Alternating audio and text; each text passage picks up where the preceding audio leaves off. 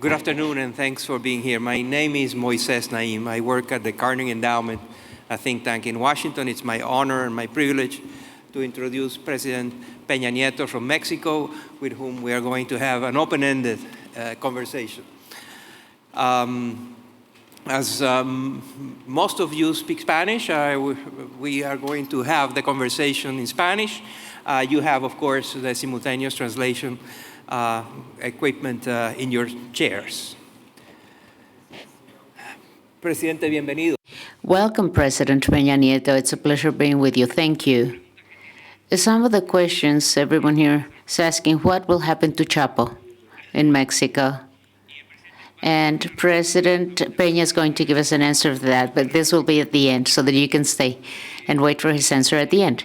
Well, President, Latin America, which is the main subject matter of this afternoon, and Mexico as well, there are winds of change in the economies, for instance, in Latin America, and winds of change also in politics.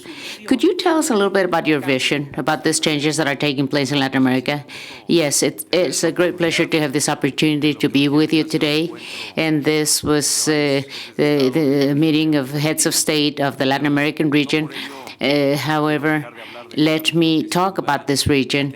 Undoubtedly, we are going through so many changes in recent years. Latin America, for instance, has been known for now 20, 30 years for being a convulsed region politically and economically. And however, there is no doubt that this is a region of the world with great changes. This is a region of the world which practically 10% of the population lives. And this is also a region in which we can see different variables that are positive for the development of this region. The first variable is politics. The Latin American region, countries have been consolidating their democracies. They've been adopting models and political models of transparency, of openness, and today, well, the problems that we were seeing in the past are not being seen anymore right now, especially in this region. And perhaps with some very particular elements here, but these are democracies that are now being consolidated. This is, of course, case in point. Mexico would be a case in point. Now, the consistent problem that we still have in this region, which is a big challenge, of course, is poverty and inequality. And on the other hand, according to CLAC data, poverty and extreme poverty have fallen in recent years. And here I have some figures that I wanted to share with you only on this item. Of 2012, 2014, in the region, poverty went down from 44 to 28%, extreme poverty from 19 to 11%. So the Latin American region has also had growth, a constant sustained growth, higher than the rest of the world. Let me share with you some data on this. And average growth 2010, 2014, 3.7%, vis-a-vis growth that has a marked contrast with the European Union is just 1% growth.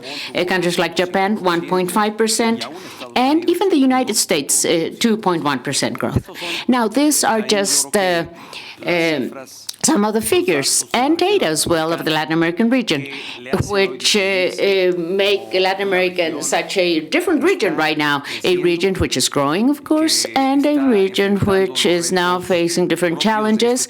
The challenges of our times, of course, challenges we're going to be talking about here today, and countries with more consolidated democracies that have allowed for precisely this constant and especially this very particular feature and characteristic of it being a region of less problems, less crisis, and more development and more progress being made in terms of the challenges we face regarding poverty and equality in Latin America. Mr. President, could you tell us about Mexico, talk to us about Mexico, especially help us understand the good and the Mexican, the good and the bad Mexico, the Mexico with great potential, the size, the dynamism, the people in Mexico, and they're connected to the U.S. economy, of course, different free trade agreements, members of OECD, and many important steps you have taken. The reforms, for instance, you have undertaken. But this is a contrast with the bad Mexico in the newspapers, the cartels, the murder in Mexico, the Chapo, and the drug situation in Mexico. Could you help us understand the coexistence of those two Mexicos. Well, let me tell you something, Moises. I think there's only a good Mexico. But however, we are a country that is not exempt, like any other country in the world, of course, exempt from having problems, from having our own challenges. In the subject matters and the topics you have presented, you have discussed the insecurity, especially in some parts of our territory. And we also have problems. We are a platform for drug trafficking to arrive in the most important consuming market, which is North America. And we do have our own problems, of course. I insist, like any other country has its own problems. However, we are a good country. We are a country that is really differentiated in the region. It is really distinguishing itself because of everything that it's been able to accomplish in recent years. The Mexico of today is a very different Mexico, the Mexico we